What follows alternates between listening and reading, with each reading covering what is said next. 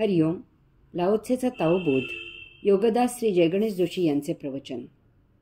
सहजाकर्षण. Laozi सांगतो की अत्युत्तम आदर्श धारण करावा म्हणजे त्याचा सर्व जग अनुनय करते. अत्युत्तम आदर्श म्हणजे ताओ. ताओ म्हणजे आपला स्वभाव. ताओ म्हणजे वैश्विक नियमाने आचरण. ताओ म्हणजे आपले प्राप्त प्रारब्ध. ताओ म्हणजे आपल्या संचिताचा स्वीकार. आपण आपल्या स्वाभाविक अवस्थेत स्थित असावे. हे सर्व विना तक्रार असावे. त्यासारखा अन्य परमानंद नाही. उगीचच कोणाकडे काहीतरी आहे म्हणून आपणही तसे होऊ नये. तशाने आपला विदूषक होतो. तसेच निसर्गाने जे जे घडेल त्याला विरोध करू नये. त्याचा सहजावस्थेत स्वीकार करावा. डोक्याला टक्कल पडले तर पडू दे. त्यावर तो कृत्रिम केसांचा टोप घालून कशाला तो मुकुट मिरवायचा? तो ओळखल्याशिवाय का लोक राहतात? त्यामुळे तुम्हाला कोणी दादा किंवा काका म्हणणार नाही. तुमचे नामकरण आजोबाच राहणार आहे. तुम्ही जितके सहजावस्थेत असाल तितके जग तुमच्याकडे त्याच सहजावस्थेत आकर्षित होईल. कारण आध्यात्मिक आकर्षण वैयक्तिक नसते तर ते तत्वाला असते. असे आकर्षण तुम्हाला भौतिक बेगडी प्रसिद्धी आणि सोपस्काराचा नमस्कार करवणार नाही, तर तो नमस्कार आदर्शांचा असेल, विनम्रतेचा असेल. त्यात तुमचा अहंकार जोपासणार नाही, तर ती तुमची सेवा परमात्म्याला रुजू झाल्याचे ते द्योतक असेल. लाओत्से म्हणतो की जे सहजावस्थेत असते तिकडे लोक सहजावस्थेत आकर्षित होतात आणि त्या सहवासाने तृप्त होतात. त्यात तुमची तपश्चर्या सुफळ होते. योगेश्वर चरणी दाखल होते. त्या योगे तुमच्या जन्माचे सार्थक होते. ज्ञानेश्वर माऊली त्यांच्या काळी आळंदीहून चालत चालत पंढरीच्या वारीला निघाले. तुकाराम महाराज त्यांच्या काळी देहूहून चालत चालत पंढरीच्या वारीला निघाले. त्यांच्या समवेत गावकरीही निघाले. वाटे वाटेत असंख्य लोक त्यांच्या वारीत सामील झाले. या सत्पुरुषांच्या सत्संगाने सर्व वारकरी झाले, संत झाले, मुक्त झाले. आजही ही शेकडो वर्षांची परंपरा छानपैकी सुरू आहे.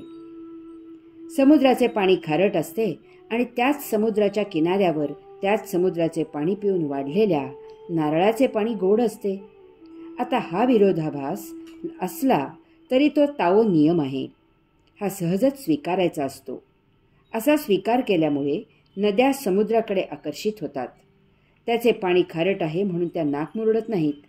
त्या सहजच समुद्राकडे धावत सुटतात. त्याच समुद्रात नवरत्ने निर्माण होतात. त्याच खाऱ्या पाण्यापासून तमाम जनतेला मीठ मिळते आणि अन्नाला रुची येते. मानव नारळाचा बहुउपयोग करतो. माकडेही नारळाकडे आकर्षित होतात. नारळाचे पाणी पिऊन आणि खोबरे खाऊन सर्व तृप्त होतात. नारळाच्या झाडाला कोकणातील कल्पवृक्ष असेच म्हटले जाते. सहजावस्थेत असा. त्या योगे ताओचे आचरण सहज होईल. असहजावस्थेचा शाप. ताओप्रमाणे नैसर्गिक वर्तन न केल्यास आपले अनैसर्गिक आचरण आपल्याला आणि त्यात सहभागी असलेल्यांना तापदायक होते. आपल्याबरोबरच इतरांनाही याची झळ लागते. इतकेच नव्हे तर पुढील आयुष्यभर तेवढेच लक्षात राहते.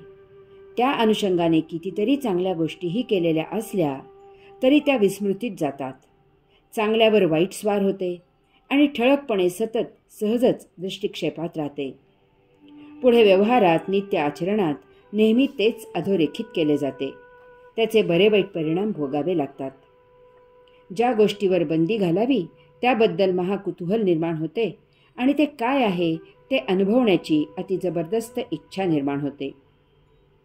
बंदी असल्यामुळे राजरोस करता येत नाही आणि त्यामुळे मग अशा गोष्टी चोरून केल्या जातात.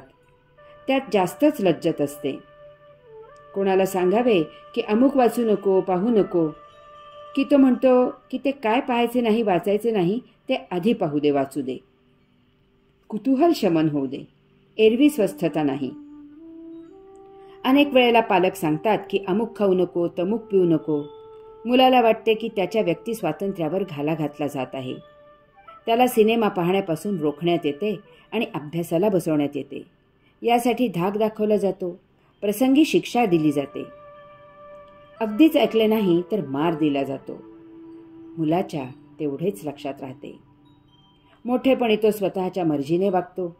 संधी मिळाली तर परदेशी निघून जातो किंवा पालकांना न सांगता विचारता आपल्या मर्जीने लग्न करतो आणि स्वतंत्र राहतो. इकडे पालकांची आबाळ होते. त्यांना आठवते की त्यांच्यासाठी त्यांनी किती खस्ता खाल्ल्या, त्याला किती शिस्त लावली. मुलाला विचारावे तर तो म्हणतो, लहानपणी मला फार वाईट वागवले, काय करणार? त्यावेळी मी असहाय्य होतो ना, असे म्हणून म्हाताऱ्या पालकांना असहाय्य करतो. त्याला मनातून यातना होतात, परंतु तो वरवर हसतो. दुसऱ्याला शिकवायला जाणे, समुपदेश करणे हे तर महत् पाप आहे. कारण यात त्या दुसऱ्याला तुच्छ समजले जाते आणि स्वतःला शहाणे समजून अहंकाराला खतपाणी मिळते. इतके करून तो दुसरा तो उपदेश एका कानाने ऐकतो आणि दुसऱ्या कानाने सोडून देतो किंवा शिकवणाऱ्याचा अपमान करतो. जितकी जबरदस्ती कराल तितके त्यामधून विपरीत जन्माला येते. पुढारी त्यांच्या मताने जनतेला बदलायला जातात, प्रदेशाचा विकास करायला जातात. हा कोणाला शहाणा असा प्रचार करून पुढाऱ्याला लाखोली वाहिली जाते. त्याच्यावर सर्व प्रकारचे शिंतोडे उडवले जातात.